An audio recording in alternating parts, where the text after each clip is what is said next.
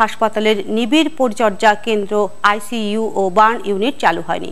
চিকিৎসার সব যন্ত্রপাতি থাকার পরও ইউনিটগুলো চালু না হওয়ায় চিকিৎসা পাচ্ছে না রোগীরা। আনিসুর রহমানের তোলা ছবিতে শাহ বায়েজিদ আহমেদের প্রতিবেদন।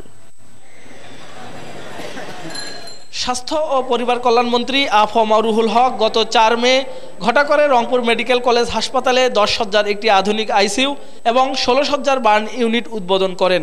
কিন্তু 4 মাস পার হলেও মানুষ সেখান থেকে কোনো সেবা পাচ্ছে না। মেডিকেল কলেজে কোনো বার্ন ইউনিট খোলাই হয় নাই, বাধ্য হয়ে আমার রোগীকে অন্য কোথাও নিয়ে যাওয়া লাগতেছে। এখনো কোনো কার্যক্রম চালু হচ্ছে না, রোগীরা কোনো সেবা পাচ্ছে না, রোগীদের নিয়ে একজন এক হয়রানি পেরেশানি হচ্ছে। এখানে কয়েকদিন আগে মন্ত্রী মহোদয়রা আসছিল, আসিয়া মেডিকেলে বার্ন ইউনিট এবং আইসিইউ ইউনিট এটা চালু করছে। চালু করার পর বা উদ্বোধন করার পর এখানে মনে করেন যে ওই দিনই খোলা ছিল, তার পরের দিন থেকে আবার বন্ধ হয়ে আছে। তবে হাসপাতাল কর্তৃপক্ষ জানালেন বার্ন ইউনিটে চিকিৎসকের পদ সৃষ্টি করা হচ্ছে, আর আইসিইউতে চিকিৎসা দেওয়ার জন্য 11 জন ডাক্তারকে জাতীয় হৃদরোগ ইনস্টিটিউট থেকে প্রশিক্ষণ দেওয়া হয়েছে।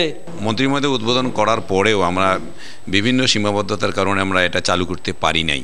এখন প্রশিক্ষিত জনবল এটা হলে আমরা স্টার্ট করতে পারবো এবং প্রশিক্ষিত জনবলের আমরা চাহিদা উপরে দিয়ে দিয়েছি এবং কারা কারা এখানে প্রশিক্ষিত জনবল হবে তাদের লিস্ট আমরা পাঠিয়ে দিয়েছি মন্ত্রণালয়ে। এই অবস্থায় রংপুরের স্থানীয় জনগণ প্রশ্ন করেছেন, চিকিৎসা সেবা যদি দেয়া নাই যায় তাহলে এত তড়িঘড়ি করে মন্ত্রী কেনই বা এর উদ্বোধন করলেন।